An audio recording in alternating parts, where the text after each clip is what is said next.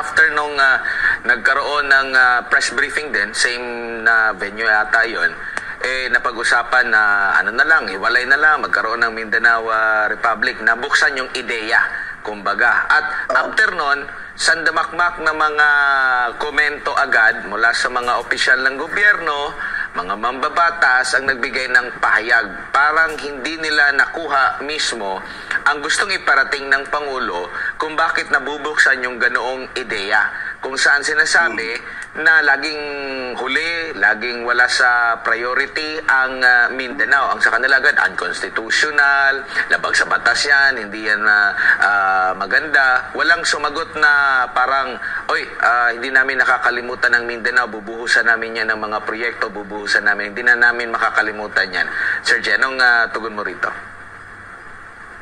Alam mo, born out of frustration ang maraming dahilan. Number one, unang-una hindi bago yung intention to total, hindi tayo naasikaso ng Imperial Manila Mabuti pa siguro magsarili na tayo. At hindi mo maialis yun, no? May mga ganun talagang school of thoughts na kasi kung tutingnan mo, hindi, I may be wrong, no? Pero sa mga pag-aaral kasi, tayo ang nagbibigay ng malaking bagay para sa buong bansa, no? In terms of income, lahat ng mga minerals, mga natural resources, nandito lahat sa Mindanao. Pagkatapos, palagi na lang tayong kulilat sa kapareho niyan. Biglang hindi natuloy yung Mindanao Rail. Hindi natuloy yung ibang proyekto. Palaging ganun ang nangyayari. So, ang tao hindi mo masisisi ngayon. Siguro mas maigit tayo na lang kasi at least yung income ng Mindanao para sa Mindanao. Ako, for one, I like the idea. Kasi unang-una, yun ang trato kasi parang second-class citizen yung mga tao rito palagi. Ngayon, ang sasabihin, yung mga congressman, natural yung mga congressman, magsasalita yan lahat yan, naka-anchor lahat yung kanilang pork barrel dun sa anong tawag nito, sa kumpas ng speaker. Natural, you do not expect them to say anong tawag nito. But these are, pagka kinuwenta mo, 53 against several millions, ano ba yung, hindi sila nakikinig doon sa constituent nila, kung gano'n, na sentimento. Pero, having said that, ito yung pagbubukas sana ng pagkaisipan sa mga namumuno sa ating bansa na, asikasuhin nyo kami. Yung pagkain nyo sa amin ang gagaling. Pagka nagka-problema kayo sa African swine dyan sa Luzon, dito kayo kumukuha ng baboy. Nagka-problema kayo ng avian flu, dito kayo kumukuha ng manok sa Mindanao. Naubusan kayo ng bigas, dito pa rin ang gagaling sa Mindanao. Diba? Yung mga gold na yung mga opisina, bagamat nasa Makati, nasa BGC, lahat ng negosyo nila nandiyan pa rin sa North Davao Mining. Yung anong tawag nito, yung mga pineapple, yung mga saging, lahat yan dito sa Mindanao nanggagaling. Ang dami, baka dito nanggagaling. So, hindi mo masisisi na yung mga taga Mindanao, yaman man lang hindi nyo kami naasikaso ng gusto, pabuti pa magsarili kami. Yun ang sentimento di asukal ng mga taga Mindanao. Consistent ba si dating Pangulong Rodrigo Duterte sa kanyang mga pahayag nang nabanggit niya last Sunday na walang big error na-commit pa sa kasalukuyan si Pangulong Bongbong Marcos? Walang pinagkalayo yan doon sa panahon ni Pinoy.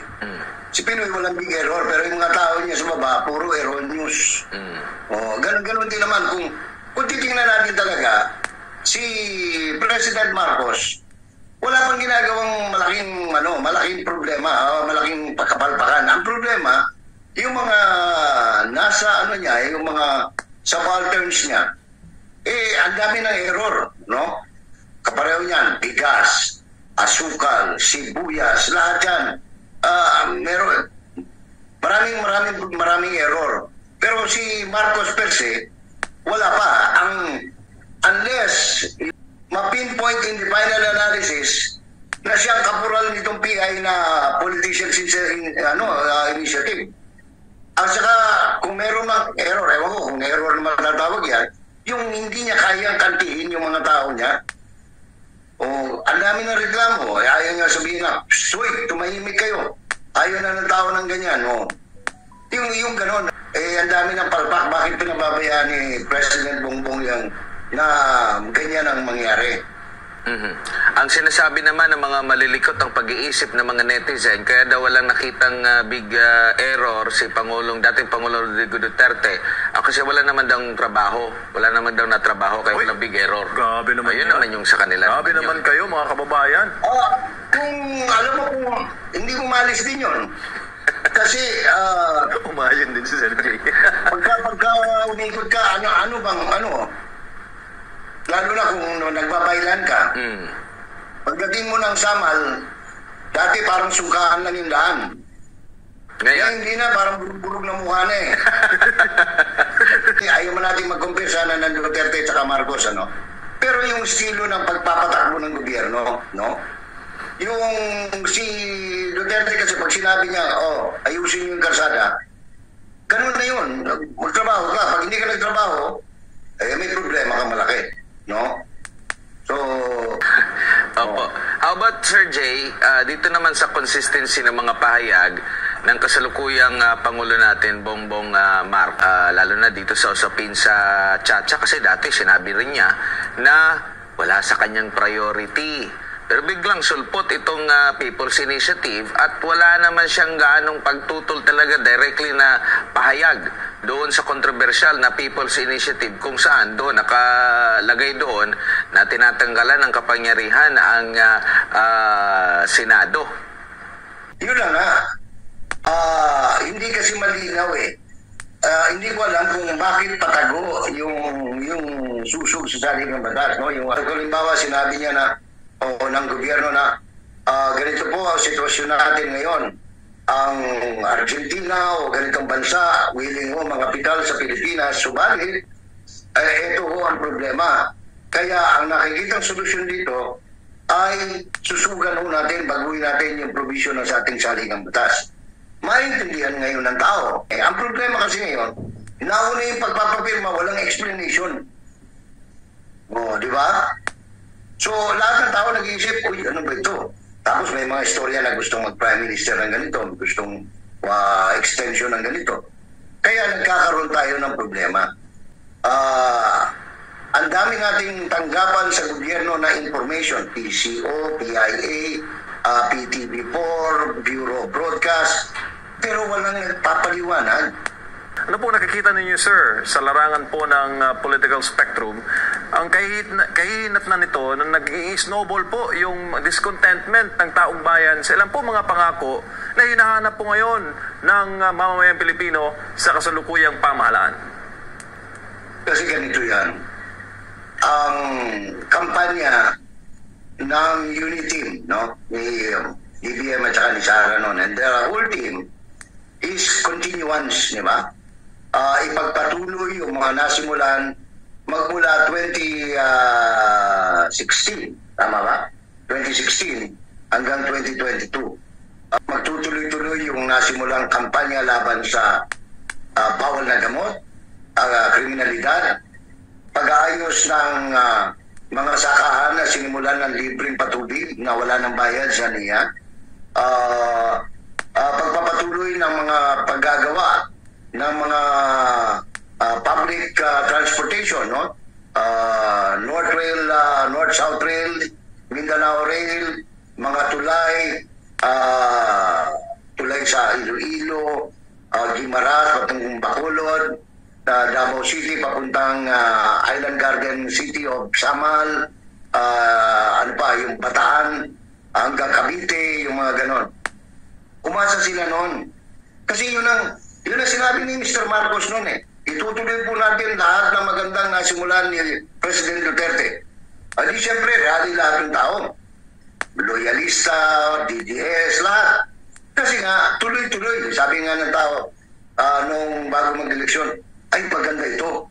Magtutuloy-tuloy na talaga. Magkakaroon na ng mga superhighway, mag-ayos na yung mga airport, no, lahat. Magkakaroon ng food security. Ang problema, nahinto lahat ng project. Di ba? Nahinto lahat eh. Oo. So, ano yung continuation?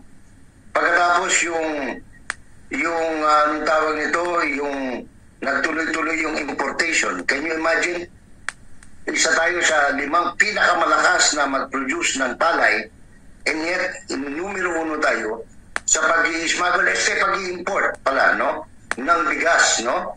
Oh. Import yun na, hindi smuggled. Import. Ha? Import yun, hindi pag-i-smuggle. Import. Hindi Okay, smuggle. okay. Nagkamali yung nila. Sige po. Naligas lang, naligas. Asukal, tayo maraming sugar central. Meron sa Bukidnon, meron sa Tarlac, may sa Davao, may sa Cotabato, may Canlubang, ang dami. And yet, import tayo ng asukal. Oh. Tapos, hindi maintindihan eh. Oh. Ang asukal ay ang tao pinagtanim na sibuyas, Mindoro, pinakamalaking ang tawag ito, plantasyon ng sibuyas. Opo. Pinang 7 piso ang kilo. Opo. Pinenta ng 700 sa Metro Manila. Matutuwa ka ba yan? So ito yung mga bagay na habang nakikita ng tao yan, hindi mo maalis na magtanong, magsalita.